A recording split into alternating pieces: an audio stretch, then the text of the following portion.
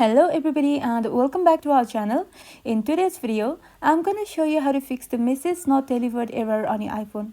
First of all, double check your Wi-Fi or cellular connection. Go to your settings app and make sure you're connected to Wi-Fi network or have a working cellular plan.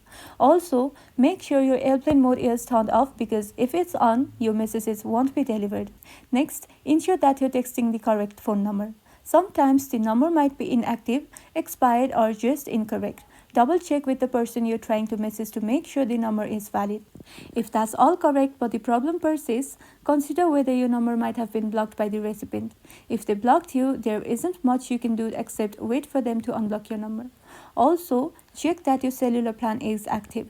For that, go to your settings app, then tap on cellular and make sure your plan is properly set up. If your iPhone shows that no plan is available, you will need to get an active cellular plan to send messages. And that's all. These are the main things you can do to fix the message not delivered error on your iPhone. If you found this video helpful, don't forget to like and subscribe for more of these videos, and thank you for watching.